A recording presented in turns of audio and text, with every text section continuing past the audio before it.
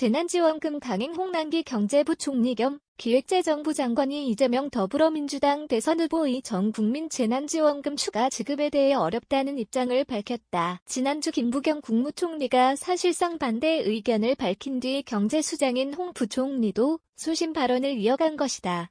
홍 부총리는 8일 국회 예산결산특별위원회에서 류성걸 국민의힘 의원 질의에 여건상 올해는 추가 경정 예산이 없을 것 같고 여러모로 어렵다고 답했다.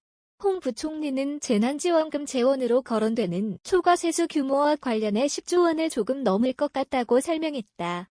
류 의원은 이 후보가 말한 1인당 30만에서 50만 원을 주면 15조에서 25조 원이 되는데 초과 세수가 10조 원이라고 하면 지방교부세와 국채 상환을 제외하면 3조 원밖에 안 남는다고 지적했다.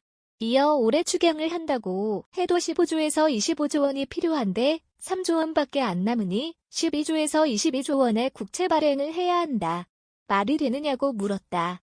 이 질문에 대해선 김 총리가 나서 그런 방식으로는 좀 무리가 있을 것 같다고 답변했다. 홍 부총리는 올해 2차 추경을 통해 88% 가구에 국민지원금을 지급했고 이제 자영업자 손실보상이 시작된 만큼 지금은 자영업자 지원에 전념해야 할 때라고 강조했다. 홍 부총리는 전 국민 재난지원금은 재원 대책도 들여다봐야 하는데 초과 세수로는 충당되지 않을 것으로 본다며 손실보상 소요 부족분과 손실보상 대상이 아닌 업종도 추가 세수를 활용해 지원할 생각이라고 말했다. 손실보상 제외 업종에 대한 지원 방안에 대해 홍 부총리는 11월 중순에 발표 후 연내에 모두 지원하는 방안을 생각하고 있다고 밝혔다. 구체적인 방안에 대해 그는 손실보상 제외 업종의 많은 의견을 들어보니 몇십만 원을 지원하는 것보다 1,000만 원 단위 이상의 큰 자금에 대해 저리자금을 선호했다며 그것을 포함해 대책을 강구 중이라고 설명했다. 이날 오후 열린 국회 기획재정위원회 전체 회의에서도 이 후보의 재난지원금 지급 주장과 여당의 가상자산 과세 유예 방침을 놓고 당정 간 충돌이 빚어졌다. 추경호 국민의힘 의원이 나라 곳간이 꽉꽉 채워진다는 이 후보 발언에 동의할 수 있느냐고 묻자 홍 부총리는 동의할 수 없다며 적자 국채를 발행해서 예산을 편성하고 있다고 덧붙였다.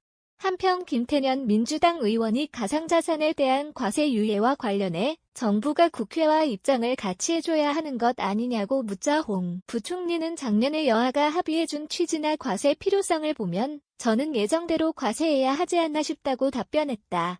그는 과세 유예는 법을 개정해야 할 문제인데 여야가 합의해 정부 의사와 관계없이 개정하겠다고 하면 어쩔 수 없다면서도 여야가 합의했고 과세 준비도 돼 있는데 유예하라고 강요하는 것은 좀 아닌 것 같다고 말했다. 김 의원이 가상자산 과세 시스템을 제대로 갖추고 있느냐고 묻자 홍 부총리는 자신 있다며 맞받았다. 정경훈 기자 매일경제 mk.co.kr 무단전제 및 재배포 금지에 해당 언론사로 연결됩니다.